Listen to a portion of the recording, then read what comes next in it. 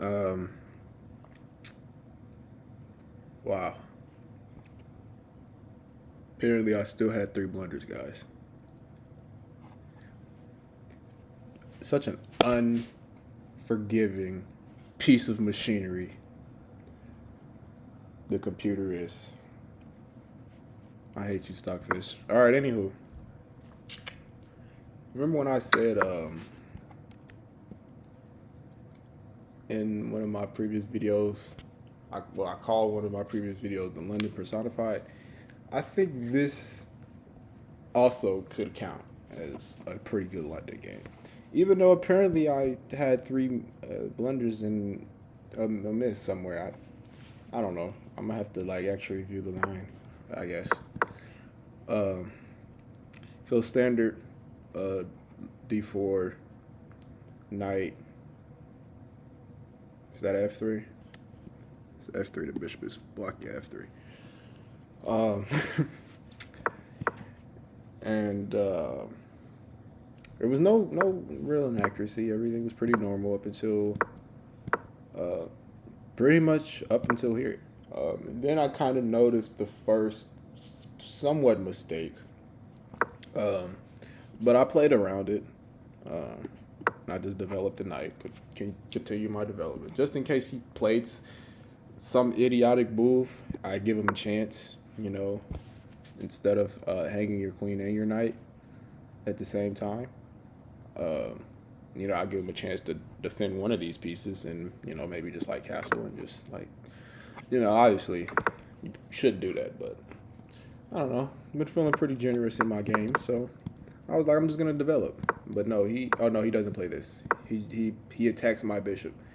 Um, Now this right here is a mistake. Um, by me too. Taking. Um, Sorry about that. I'm downstairs now, so I'm subject to a lot of different sounds to be made. Um, but yeah, even though it's cool, I was like, I'm just gonna trade this knight off, and I'll have the knight pair. Um, because I don't know. I'm trying to justify why the computer is wrong, but we all fall short to the genius of Stockfish. So, but I just play bishop back now, so I can keep my bishop. And here, it's still pretty equal. We're in the opening, so I all of this is stuff I've seen before and I've prepared against in some I cannot speak right now, some way, shape, or form. Uh, but then he blunders a pawn, just completely blunders a pawn. He just completely blunders a pawn. I'm gonna be up a pawn after this entire exchange. I just am. And now your queen taking, so now your queen has to move. And now this was the first inaccuracy, and this is why you play a London if you know what you're doing. Because he goes queen e6. Now, you see, the computer doesn't even know why it's an inaccuracy, and this is why I also made that don't cheat video, because when you overly rely on a computer, you will find yourselves in positions where they say the move is fine. They say this is a fine move. It doesn't really lose much advantage. So you could probably go to the analysis and see this move is in one of its many lines. It gives you multiple lines too, which I think is pretty cool to follow in some degree. But now I just defend my knight, right? And I cork this idea. My idea is after takes, I just go rook e1. Or well, yeah, they play a move. And this is also an inaccurate move because now your knight also can't really move. Like, you shouldn't ever, when you open up files, you should never put, especially the king's file, you open up the king's file, you should never put pieces in front of the king. You're just asking for him to be eternally pinned. And then he hangs the knight. So he moved the knight to e7. I go rook e1.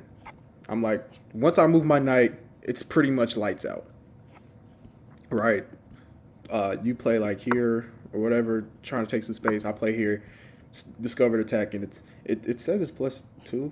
For what reason? I'm not sure, because I mean, there is no really big idea here, but we'll always fall short to a computer and its genius. So, but life goes on. He doesn't play that. Instead, he hangs the knight, and now he completely hangs the idea that I was going for, because you can't take the pawn. I mean, you can't take the knight. You can't take it with the queen. And if you take it with the pawn, you lose your queen. Oh, you lose your queen. With check. And even if you take back, then I'll just go. I play chess after. I'm up a queen. I'm winning. Queen for a rook is completely winning. But yeah, I mean, he plays knight g6. I take the knight, and he knew better, because he goes king f7, brings the king, and he resigns. So,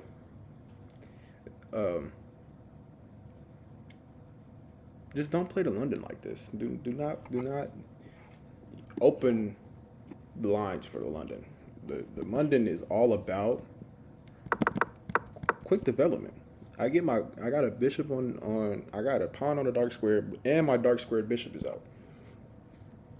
And if you don't know anything about chess, you know that given the pawn complex, so say I was on light squares, say, I was like real like cowish with my opening, right? I play like d6, like, and c6, or no, f6, or I said c6, or d6. It's d3 and f3, and then like I keep my pieces all contained and confined together.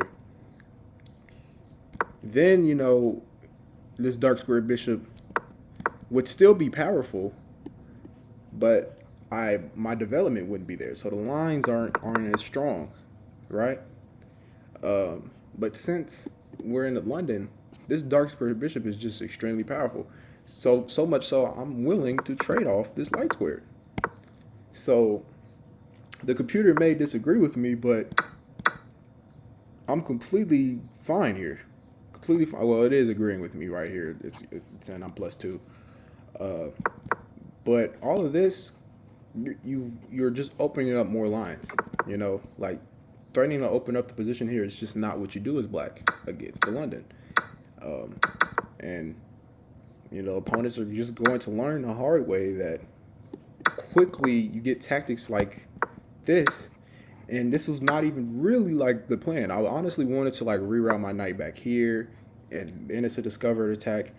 Your queen can't move. Your queen's boxed in, so now you have to literally play around. Like you have to play around, and it blocks the diagonal. Like it's completely losing already. It's just completely losing. Like, because no matter what, even still, I can just take your queen. You know what I mean? So it's just completely losing in multiple facets, and it was just not a sound way to play this opening. Now get out of here.